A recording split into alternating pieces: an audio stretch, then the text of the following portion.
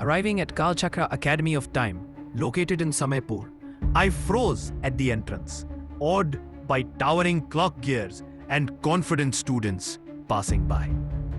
Inside, an automaton efficiently stamped my paperwork, heightening my unease. My dorm room was already vibrant with swirling paintings, starkly contrasting my tidy belongings. Bhupendra burst in, paint splattered and carefree, tossing brushes casually. At the welcome ceremony, I carefully noted Professor Gupta's speech, while Bhupendra calmly sketched. That night, unable to sleep, I noticed Bhupendra outside, painting under the moonlight. In the library, frustration filled me in as I failed to understand concepts buried in the books. My orderly dorm clashed sharply with Bhupendra's artistic mess. He urged me to take a break, guiding me down a hidden path to Lake Kaljal at sunset. Bhupendra jumped carefree into the lake, ignoring my protests. Reluctantly, I followed.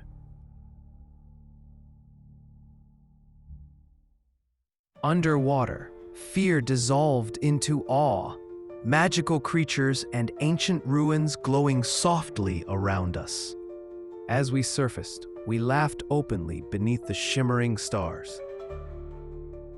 Back in our dorm, studying felt lighter. I understood that balance meant cherishing life's hidden wonders. I sat alone in the exam hall, staring numbly at my failed test, its red marks pulsing painfully, with Professor Gupta gently reminded me knowledge isn't measured by one test, but my heart remained heavy. Returning to our room, Bhupendra silently led me to the rooftop, unveiling a magical balloon that lifted us into the night sky. Above Kaalchakra Academy, Samaipur's lantern-lit streets mirrored the stars. With telescope, we saw the fleeting yet brilliant lives of stars. Floating over Lake Kaljal, overwhelmed, I confessed my fears, failure, expectations, family disappointment. Bhupendra listened quietly, reminding me we're meant to explore our own paths, not bear others' burdens. Back on ground, my clockwork ornaments ticked softly, matching my heartbeat.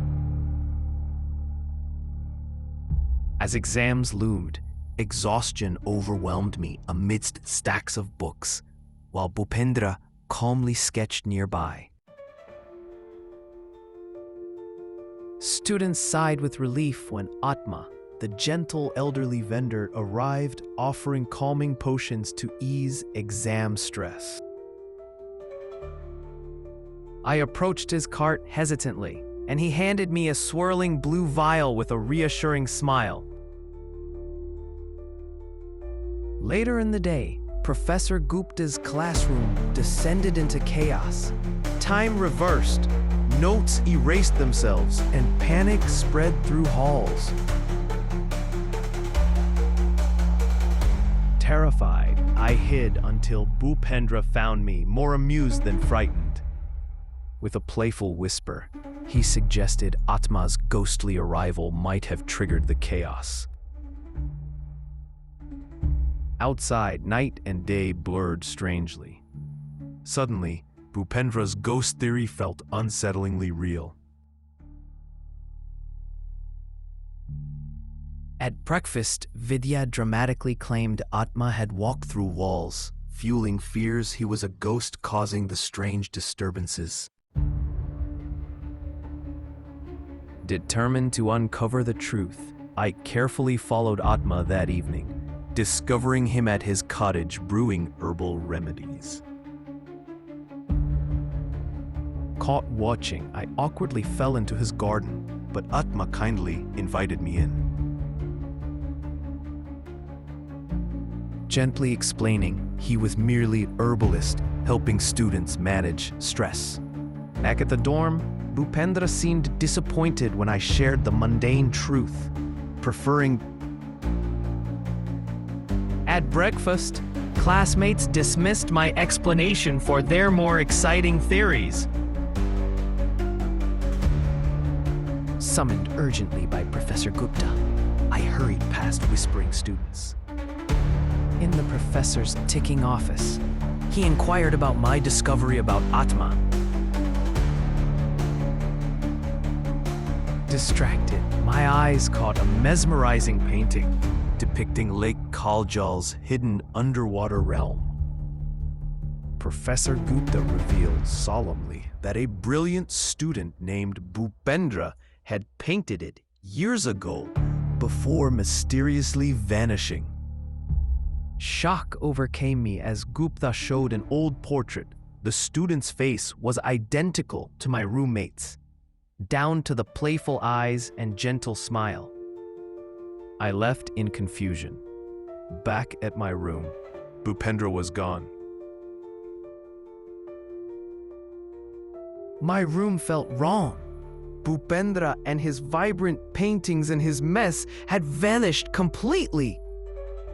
Panicked, I asked other students, but none remembered him, insisting I'd always lived alone.